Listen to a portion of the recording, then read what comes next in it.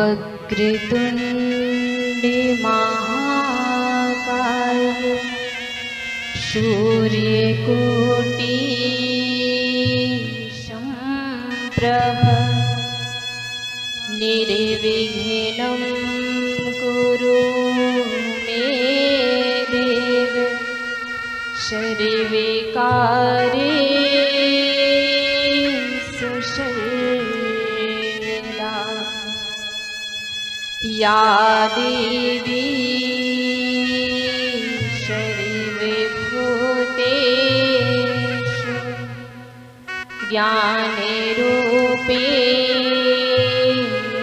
संस्थिता नमस्तस्यै नमस्तस्यै नमस्तस्यै नमो नमः। गुरुर्ब्रह्मा गुरुर्विष्णु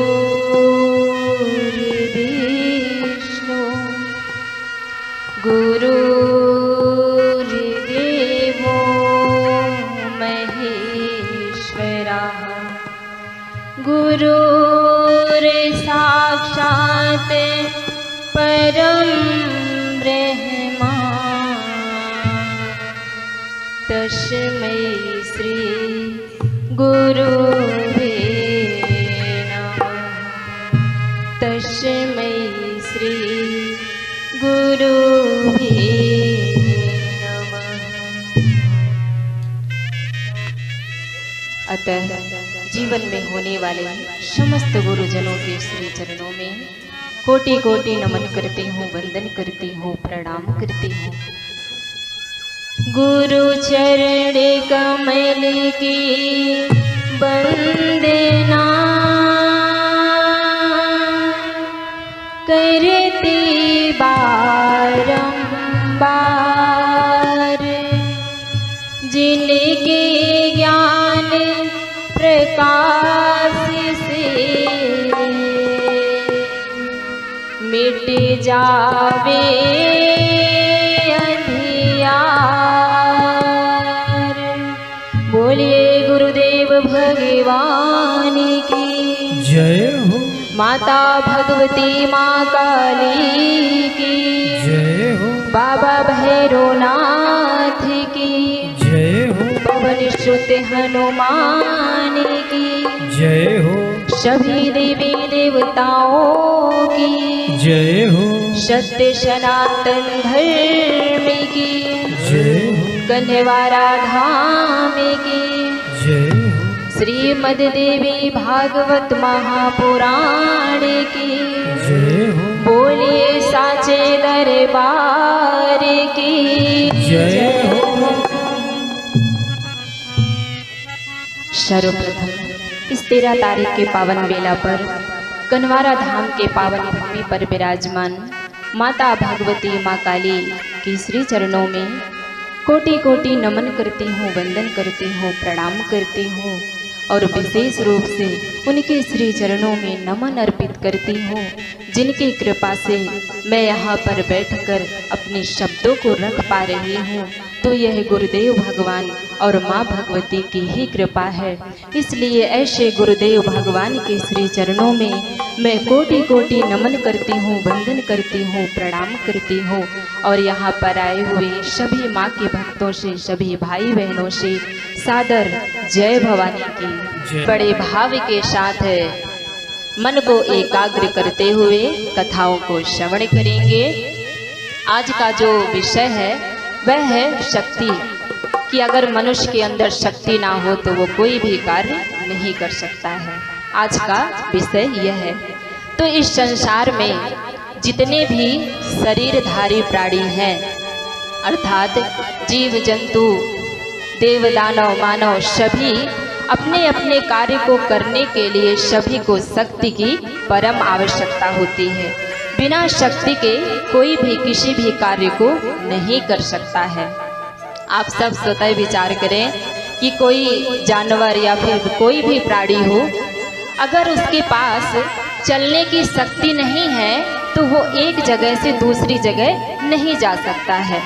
अगर पक्षियों के पास पंख चलाने की सामर्थ्य ना हो तो वो आसमान की ऊंचाइयों को नहीं छू सकते हैं। तो उसी तरह से अगर मनुष्य के अंदर कार्य करने की शक्ति ना हो, कोई खेती बाड़ी करते हैं, व्यापार बिजनेस जो भी कार्य करते हो, अगर कार्य करने की शक्ति ना हो तो क्या अपने अपने कार्य को कर सकते हैं? नहीं कर सकते हैं। तो सभी को शक्ति की परम आवश्यकता होती है। अब ये विचार करने की बात है कि वह शक्ति हम सभी को मिलती कहाँ से है? वह शक्ति हम सभी को कहाँ से मिलती है? अगर वैज्ञानिक दृष्टि से देखा जाए, विचार किया जाए, तो ऊर्जा शक्ति जो है हमें भोजन से मिलती है, आहार से मिलती है। भोजन करते हैं तब हमारे अंदर कार्य करने की शक्ति आती है। तो ये विचार करने की बात है कि भोजन कहाँ से मिलता है, अन्न कहाँ से मिलता है। ये तो हम सभी जानते हैं कि अन्न की उपज तो जमीन से होती है, धरती से होती है, यह तो हम सभी जानते हैं। लेकिन इसका जो सबसे बड़ा कारण है वह है वर्षा का। अगर बरसात ना हो, बारिश ना हो तो अन्न की उपज नहीं हो सकती। अब ये वर्षा कहाँ से होती है? बादल के द्वारा। अब बादल कहाँ से बनते हैं, कैसे बनते हैं? प्रकृति के द्वारा। तो यहाँ पर यह भी बात आती है कि प्रकृति कौन है? प्रकृति कौन है? तो माँ के भक्तों, देवी भागवत के अनुसार माँ भगवती आदि शक्ति को ही प्रकृति कहा गया है।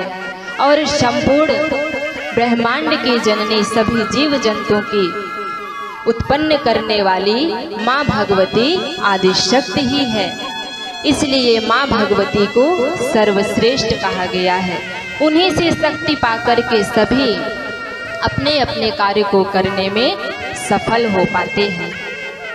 अब इसलिए मैं आप सबसे यही कहना चाहती हूँ कि आप सब निरंतर माँ भगवती की साधना करते रहें, जिससे आप सबके अंदर कार्य करने की शक्ति बनी रहे।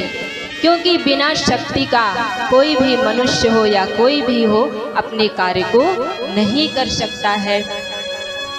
शक्ति करोति ब्रह्मांडमशा पाल्यतेऽखिलम् इच्छया संहर्ते सा जगदेति चराचरम्।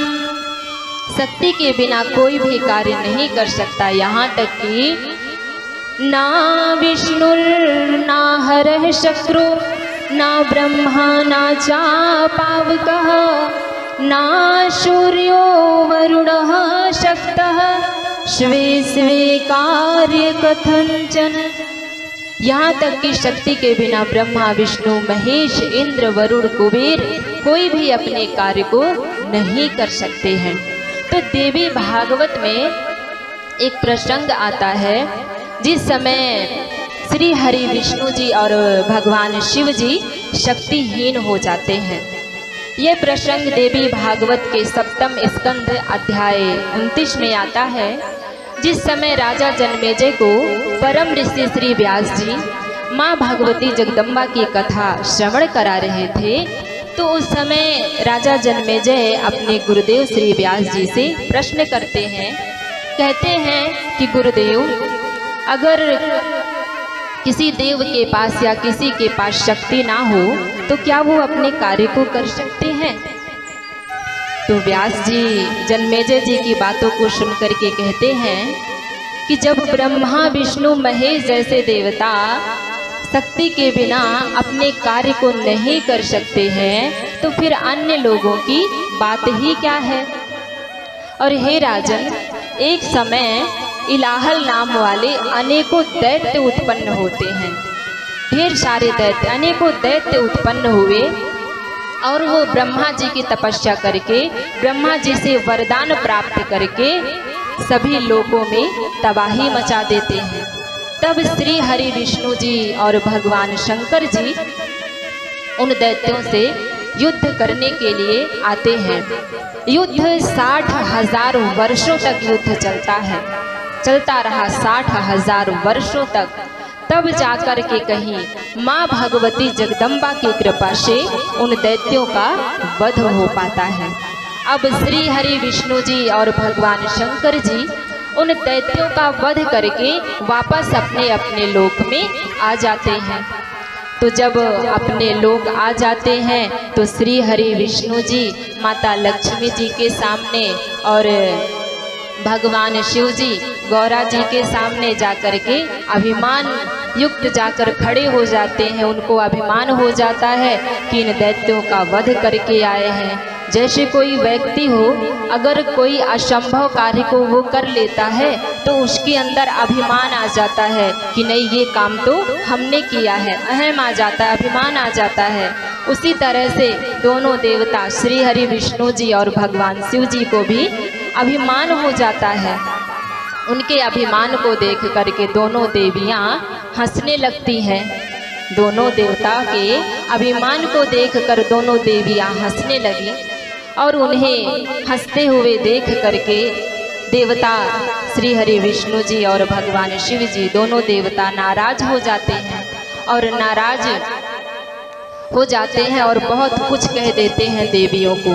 तो वहीं से दोनों देवियां जो थी अंतर ध्यान हो जाती हैं। जब वो जैसे ही वो अंतर ध्यान हुई वैसे दोनों देवताओं की शक्तियां समाप्त हो जाती हैं। वो शक्तिहीन हो गए। श्री हरि विष्णु जी और भगवान शिव जी शक्तिहीन हो जाते हैं। ऐसा देख करके जब जगत पिता ब्रह्मा जी ऐसा देखे तो वो बहुत चिंतित हो गए कि अब इनका जो कार्य था, श्री हरि विष्णु जी का जो संसारिक कार्य था और शिव जी का जो कार्य था, अब वह कार्य कौन करेगा। ऐसा विचार करते हुए जब ध्यान की गहराई में डूबकर देखते हैं तो जाके पता चलता है कि यह जो अनर्थ हुआ वह पराशक्ति के प्रकोप से, यानी माँ भगवती का अपमान करने के कारण वह दोनों देवता शक्तिहीन हो जाते हैं, शक्तिहीन हो गए। अब जगत पिता ब्रह्मा जी कई वर्षों तक उन दोनों देवताओं का जो कार्य था, कई वर्षों तक जगत पिता ब्रह्मा जी ही उनके कार्य को करते हैं। फिर अपने पुत्रों को, जगत पिता ब्रह्मा जी अपने पुत्रों को आदेश देते हैं कि तुम लोग जाकर के वन में जाकर माँ भगवती की आराधना करो, उनकी तपस्या करो, जिससे माँ भगवती प्रसन्न होकर के उन दोनों देवताओं को शक्ति से युक्त कर दें, उन्हें शक्तियाँ प्रदान कर दें। अब जगत पिता ब्रह्मा जी की बातों को सुन करके उनके सभी पुत्र, वैसे तो ब्रह्मा जी के कहा जाता है कि 60,000 पुत्र थे, तो उनमें से जो मनु, शनक और भी जो पुत्र थे ब्रह्मा जी के, वह जाते हैं अपने पिताजी की आज्ञा से, जाते हैं हिमालय में जा करके सभी साधना में लीन हो जाते हैं, माँ भगवती के ध्यान में लीन हो गए। जो माँ भगवती का अद्भुत माया बाग बीज मंत्र था, उन्हीं मंत्रों का जाप करते हुए कठोर तपस्या करते हैं। यहाँ तक कि 1,00,000 वर्षों तक वह सभी पुत्र जो थे माँ भगवती की तपस्या करते हैं। उनकी तपस्या को देख करके माँ भगवती प्रसन्न हो जाती हैं और उन्हें दर्शन देती हैं। बोलिए माता भगवती माँ काली की जय हो। उन सभी पुत्रों को दर्शन देती हैं। सभी पुत्र माँ का दर्शन पा करके बड़ा प्रसन्न हुए और हाथ जोड़ करके सभी माँ भगवती से कहते हैं कि हे माँ, भगवान शिव और श्री हरि विष्णु जी को आप पूर्व की तरह उन्हें फिर से शक्तियाँ प्रदान कर दीजिए, उनका शरीर स्वस्थ हो जाए ताकि वह अपने कार्य को कर सकें। और दक्ष प्रजापति जी माँ भगवती से कहते हैं कि हे मैया, आपका जन्म हमारी कुल में हो। ऐसा सुन करके माँ भगवती सभी की बातों को सुन करके कहती हैं कि यह दोनों देवता माँ शक्तियों का अपमान करने के कारण ही यह शक्तिहीन और निस्तेज हो गए हैं। लेकिन हे पुत्रों, मैं आप सबकी तपस्या से अति प्रसन्न हूँ। इसलिए यही दोनों शक्तियाँ दक्ष प्रजापति से कहती हैं कि वही दोनों शक्तियाँ गौरी जी आपके यहाँ जन्म लेंगी और क्षीर सागर में लक्ष्मी जी का जन्म होगा, क्योंकि आप सबने मेरे अद्भुत माया बागबीज मंत्रों का जाप किया है। तो माँ के भक्तों, ये माया बागबीज मंत्र, यही मंत्र जो है गुरुदेव जी के द्वारा दीक्षा में प्रदान किया जाता है। और इस मंत्र के विषय पर माँ भगवती स्वयं कह रही है कि माया बीजम ही मंत्रों में मुख्य प्रिय करह सदा। कहती है कि मुझे हमेशा से प्रसन्न करने वाला माया बागबीज मंत्र ही मेरा प्रधान मंत्र है। जिन मंत्रों का जाप पुत्र प्राप्ति के लिए श्री व्यास जी ने भी किया, अगस्त जी ने भी किया था और वशिष्ठ जी ने भी किया, यहाँ तक कि जितने भी ऋषि मुनि हुए सभी ने सिद्धियां प्राप्त की, तो इन्हीं मंत्रों को जाप करके ही वह सभी सिद्धियां प्राप्त किए हैं। और दुर्भाषा ऋषि जी भी जम्बू नदी के तट पर जा करके इन्हीं मंत्रों का जाप किए थे, जिससे माँ भगवती प्रसन्न होकर के उन्हें दर्शन देती है और अपने गले में पड़ी हुई माला को उतार करके दुर्वासा ऋषि जी को प्रदान करती है। उस माला को पा करके दुर्वासा ऋषि जी अत्यंत प्रसन्न हो जाते हैं। बोलिए माँ भगवती जगदम्बा की जय हो। प्रसन्न हो जाते हैं। तो माँ के भक्तों, मैं आग्रह करती हूँ कि आप सब जो भी भक्त दीक्षा नहीं लिए हैं, वह गुरुदेव जी से दीक्षा प्राप्त करके और उन्हीं माया बागबीज मंत्रों का जाप करके अपने जीवन का कल्याण कर ले। तो बात चल रही थी दक्ष आदि पुत्रों की, यानी ब्रह्मा जी के पुत्रों की, जो माँ भगवती से श्री हरि विष्णु जी और भगवान शंकर जी के लिए प्रार्थना करते हैं कि आप उन्हें शक्तियाँ प्रदान कर दीजिए। तो दक्ष प्रजापति जी के यहाँ एक सुंदर कन्या का जन्म हुआ और उसका नाम सती रखा जाता है। आगे चल करके उन्हीं सती का विवाह भगवान शिव के साथ कर दिया जाता है। और इधर समुद्र मंथन के समय 14 रत्न प्रकट होते हैं, उसमें माता लक्ष्मी जी भी शामिल रहती हैं। तो वह श्री हरि विष्णु जी के साथ रहने लगती हैं। इसी तरह से दोनों देवताओं को पुनः वापस शक्तियाँ प्रदान हो जाती हैं और वह पूर्व की भांति अपना अपना कार्य करना प्रारंभ कर देते हैं। तो इस कथा का उद्देश्य इतना था कि समस्त प्राणी को और मनुष्य को शक्ति की परम आवश्यकता होती है। बिना शक्ति के कोई भी किसी कार्य को नहीं कर सकता है। तो इसलिए आप सभी भाई बहनों से कहना चाहती हूँ कि आप सब भी उस महाशक्ति आदि शक्ति की आराधना कीजिए, जिससे संसारिक कार्य करते हुए अंत में हम माँ भगवती के धाम को प्राप्त कर लें। तो मैं आशा करती हूँ कि मेरी बातों को सुन करके आप सभी अपने जीवन के साथ जोड़ने का प्रयास ज़रूर करेंगे। और सिर्फ अपने दुखों के लिए पूजन मत करिए, सिर्फ अपने दुखों के लिए बस पूजन मत करिए, बल्कि अपने कल्याण के लिए, अपने जीवन के कल्याण के लिए माँ भगवती की आराधना कीजिए। और अगर आप सबको माँ के ऊपर विश्वास है, पूर्ण श्रद्धा विश्वास है माँ के ऊपर, तो माँ आप सबकी पुकार को अवश्य सुनेंगी। भले ही थोड़ा समय लग जाए, लेकिन एक ना एक दिन वो आप सबकी पुकार को ज़रूर सुनेंगी। बस देरी है तो आप सबको अपने आप को माँ के चरणों में समर्पित करने की, क्योंकि कोई भी माँ हो अपने बच्चे को कभी दुखी नहीं देख सकती। वह अपने बच्चे की हर पल रक्षा जरूर करती है। तो माँ हम सबकी भी रक्षा जरूर करेंगी। बस अपने आप को माँ के चरणों में समर्पित कर दीजिए।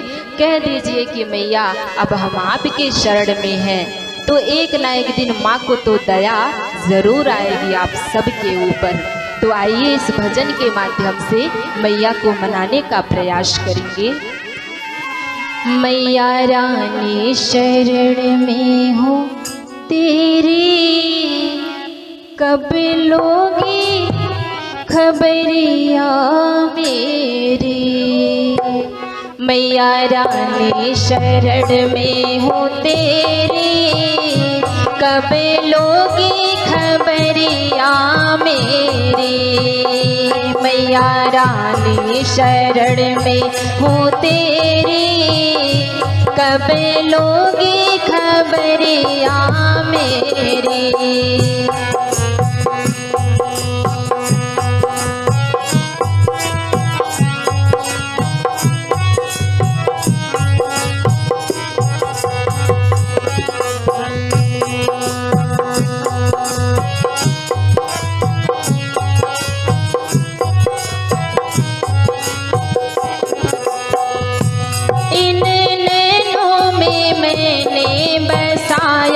तुम्हें इन नैनों में मैंने बसाया तुम्हें, मन मंदिर में मैया बिठाया तुम्हें, मन मंदिर में मैया बिठाया तुम्हें। करूँ पूजा मैं, करूँ पूजा मैं शाम सवेरे, कब लोगी खबरिया मेरी। मैया रानी शरण में हो तेरी, कब लोगी खबरिया मेरी।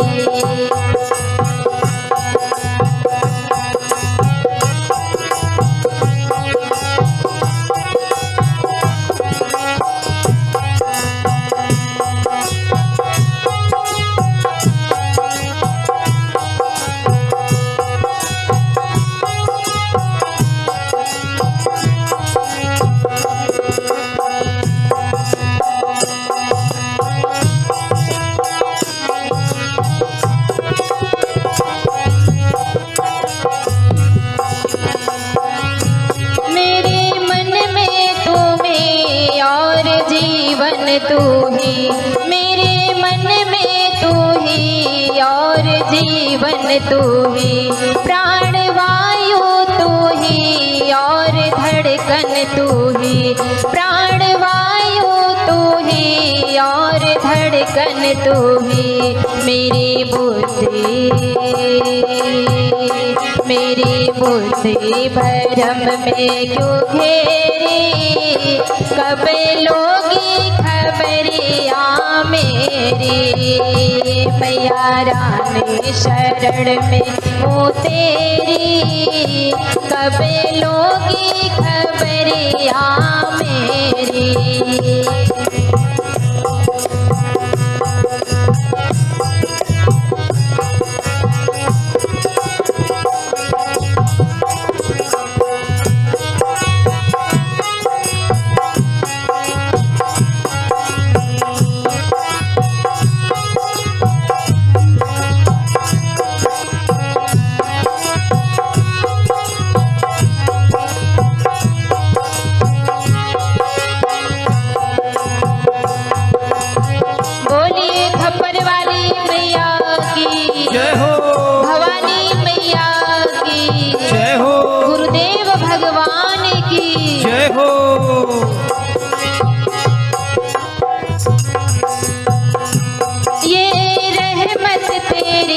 सबे दौलत तेरी, ये रहमत तेरी, सबे दौलत तेरी, जो मुझको मिली सबे सोहरत तेरी, जो मुझको मिली सबे सोहरत तेरी।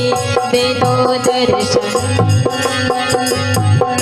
दे दो दर्शन करो मत देरी, कब लोगी खबरिया मेरी। मैया रानी शरण में हो तेरी, कब लोगी खबरिया मेरी।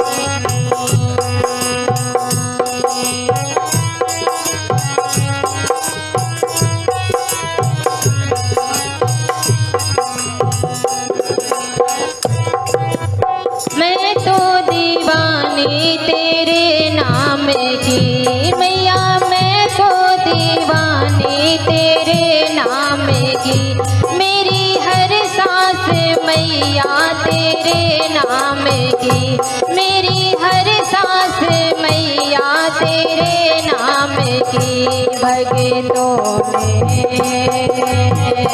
भगतों में है माला फेरी, कब लोगी खबरिया मेरी, मैया रानी शरण में हूँ तेरी, कब लोगी खबरिया मेरी, मैया रानी शरण में हूँ तेरी, कब लोगी खबरिया मेरी, मैया रानी शरण में हूँ तेरी, कब लोगी खबरिया मेरी। बोलिए माता भगवती माँ काली की जय हो। श्री सतगुरुदेव जी भगवान की। तो सभी माँ भगवती का पूजन करते रहिए और अपने जीवन को सुखी बनाइए। इन्हीं शब्दों के साथ मैं अपने वाणी को विराम देते हुए माँ भगवती और गुरुदेव जी के श्री चरणों में कोटि कोटि नमन करती हूँ, वंदन करती हूँ, प्रणाम करती हूँ और आप सभी से सादर जय भवानी की जय। भक्तों,